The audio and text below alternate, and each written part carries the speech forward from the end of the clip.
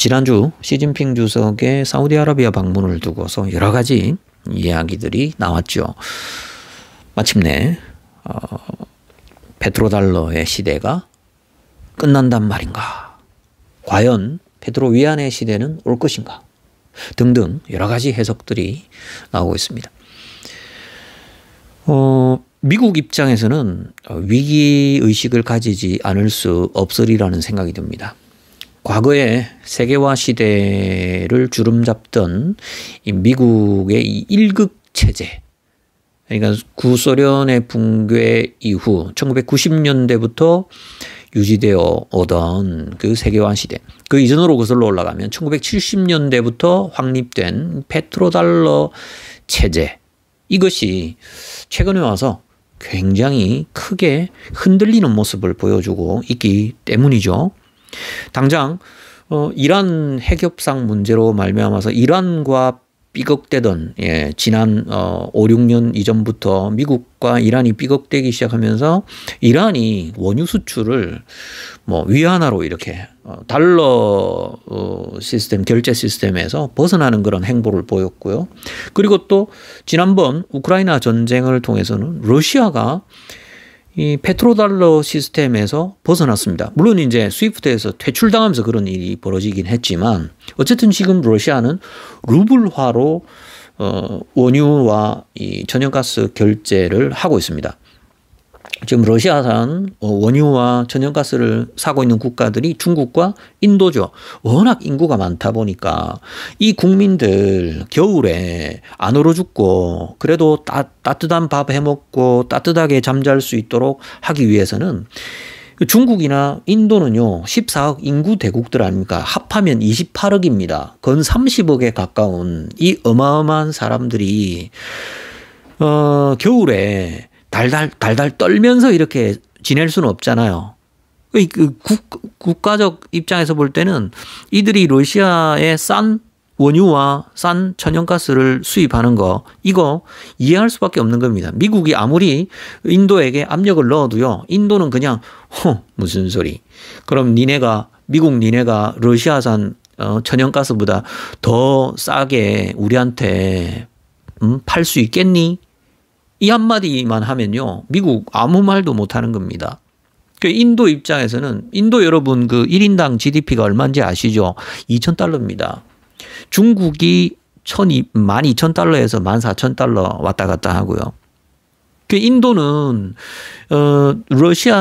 중국하고 비교해봐도요, 1인당 GDP가 한참 낮습니다. 네, 그렇기 때문에 비싼 미국산 원유나 천연가스를 사가지고 겨울을 보낼 수 있는 그런 경제적 형편이 못 됩니다. 그것 때문에 인도가 미국은 사실 최근에 계속해서 부르짖었지 않습니까? 인도 태평양 전략 이러면서 인도를 끌어들이려고 해도 인도가 그렇게 쉽게 미국과의 동맹을 중시하면서 중국이나 러시아와 완전히 손을 끊어버리는, 관계를 끊어버릴 수 없는 이유가 바로 현실적인 이유가 바로 거기에 있다는 거. 그걸 우리가 알아야 될 겁니다. 그러면서 지금 인도가 페트로달러 시스템에서 지금 벗어날 그런 모습을 보이고 있고요. 그 다음에 또 중국이 이번에 이제 사우디아라비아 건너가면서 위안화로 원유 수입 결제를 하겠다. 지금 사우디아라비아뿐만 아니라 이번에 14개국 아랍 정상들과 함께 모인 자리에서 그 이야기를 했거든요. 안 그래도 지금 이 CIPS라는 이 위안화 결제 시스템이 갖춰져 있어요.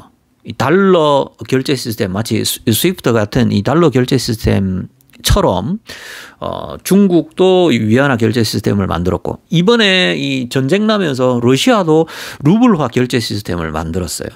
이러면서 지금 중국대로, 러시아대로, 그 다음에 또 앞으로 또 인도도 인도의 루피로 결제 시스템을 또 만들지도 모릅니다. 네. 하지만 인도가 아직까지 그런 기미는 보이지 않는 것 같고요. 게다가 지금 지난번 상하이 그 국제협력기구 모였을 때 나온 그 소식으로는요.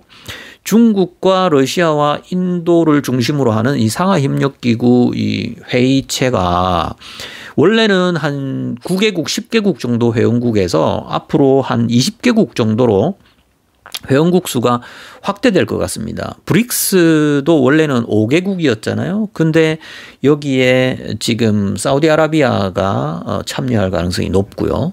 그러면서 지금 미국을 제외한 여러 덩치 큰 나라들이 그것도 자원이 많은 나라들 그리고 또 수많은 에너지원을 필요로 하는 나라들이 서로 이렇게 지금 이합 집산을 하고 있는 그런 모습입니다. 이걸 보고서 이제 한때는 세계화의 종말이다. 블록화가 진행되고 있다라고 이야기를 했는데 이게 거의 제가 보기에는 생존의 문제 때문에 이런 일이 일어나고 있다라고 볼 수 있을 것 같습니다. 이런 상황 가운데서 이 페트로달러가 위기를 맞이하는 것 이것은 어쩌면 자연스러운 현상이 아닌가라는 생각이 들고요. 이 페트로달러가 무너지게 되면 결국엔 미국의 달러 패권의 지위도 위태로워질 수밖에 없다라는 것이 많은 이들의 견해인 것 같습니다. 지금 보고 계시는 이 달러 환율 차트 예. 안 그래도 지금 최근 3개월 사이에 강달러 추세가 완전히 꺾여 버렸죠. 지난 한 4, 5개월 전만 하더라도요. 강달러를 넘어서서 킹달러라는 그런 표현까지 등장을 했었더랬는데 이게 묘하게도 지난 10월부터 이게 강달러 추세가 꺾여 버렸어요. 약달러로 확 전환이 됩니다. 근데 이게 묘하게도 어느 시기와 맞물리냐면요. 지난 10월에 중국에서 굉장히 중요한 5년마다 한 번씩 열리는 아주 중요한 정치적 이벤트 바로 20차 당대회가 있었죠. 바로 그 20차 당대회를 기점으로 해서 강달러 추세가 확 꺾여 버렸습니다. 즉 시진핑의 3년임이 확정되면서 강달러 추세가 꺾여 버렸고요. 그러면서 중국 증시는 바닥을 찍고 가파르게 우상향을 하고 있는 상황입니다. 그렇게 시진핑 주석의 3년임이 확정되고 난 이후에 유럽에서 가장 강력한 경제권을 자랑하는 이 독일의 총리가 슐츠 총리가 중국을 방문했습니다. 독일 국내적으로는 반대가 많았대죠. 그리고 유럽 권 내에서도 반대가 많았다고 합니다. 하지만 독일 총리는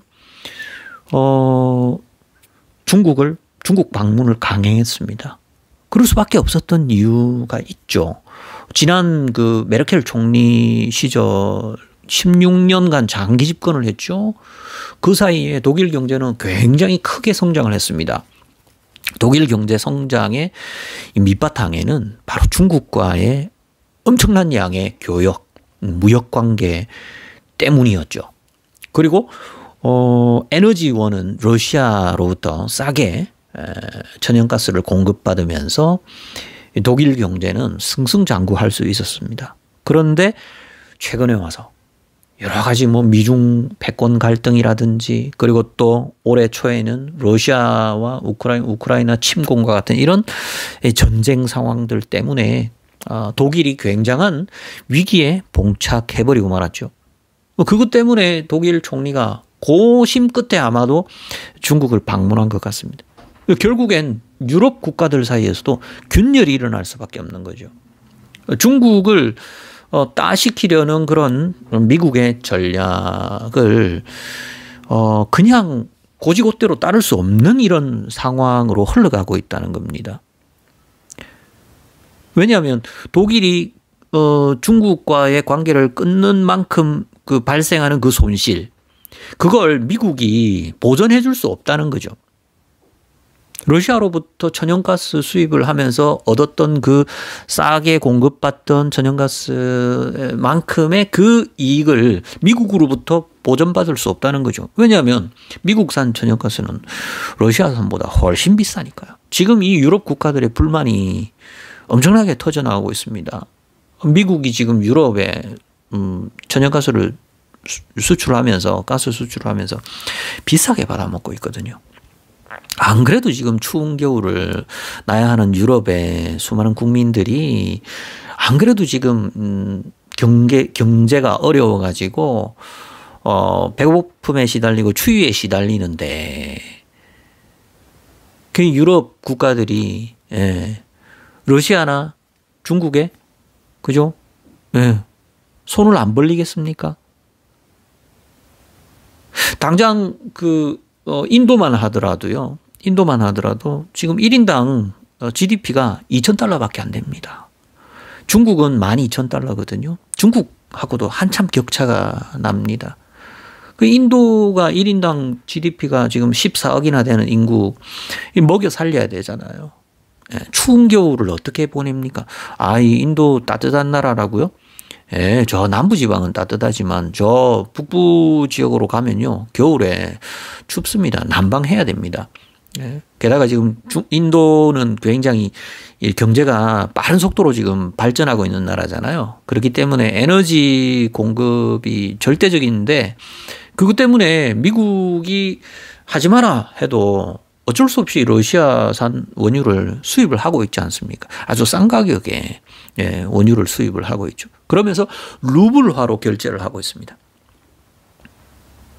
이렇게 인도가 루블화로 결제를 하고 게다가 지금 또 이제 중국은 사우디아라비아로부터 또 여러 아랍의 국가들로부터 원유를 위안화로 결제를 하고 또 전쟁 때문에 러시아는 루블화로 원유를 판매하고 뭐 이런 다 여러 가지 일들 때문에 결국엔 지금 뭐 경제 규모가 점점 커지고 있는 중국이나 인도와 같은 나라들 유라시아 대륙권에 있는 국가들이 결국에는 위안화를 중심으로 해서 결제 시스템이 앞으로 형성되어져 갈 것은 아닌가. 안 그래도 지난번 상하이 협력기구 모임에서 그 문제가 논의가 되었다고 합니다.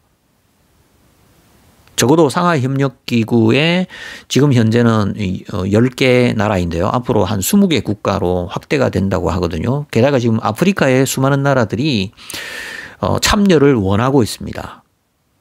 만약에 그렇게 된다면 위안화를 중심으로 하는 이 결제 시스템이 앞으로 더 강화되는 방향으로 갈 수도 있다라는 거.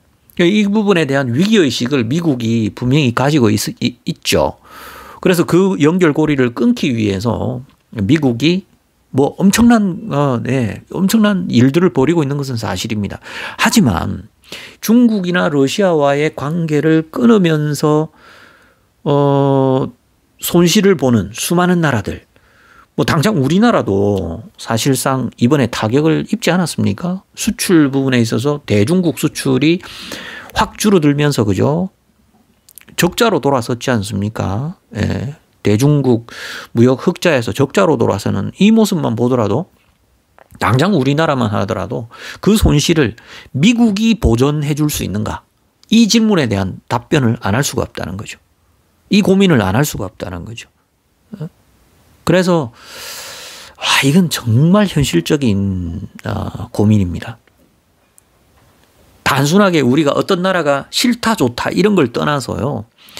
우리의 이 국가 흥망과 관련이 있고 또 국민들의 생존과 관련된 그런 문제이기 때문에 굉장히 깊은 고민을 가질 수밖에 없는 문제가 아닌가.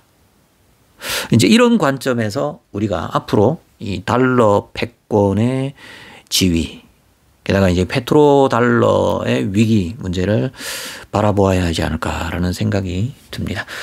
자, 이 시간에 이렇게 안 그래도 지금 중국이 사우디아라비아의 원유를 수입해가는 제1고객이거든요. 사우디아라비아가 판매하는 원유를 중국이 제일 많이 사갑니다.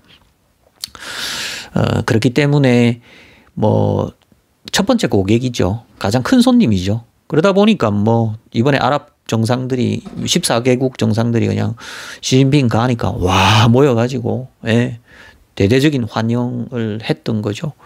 뭐 큰 손님에 대한 그런 예우라는 차원에서 우리가 해석을 할 수도 있겠지만 앞으로 지금 중국과 중동 아랍권 국가들과의 관계, 이미 아프리카 국가들과는 굉장히 관계가 탄탄합니다. 게다가 이제 아랍권 국가들까지 관계를 확대해 나가고, 게다가 이란과 중국과의 관계는 원래 끈끈한 관계이죠.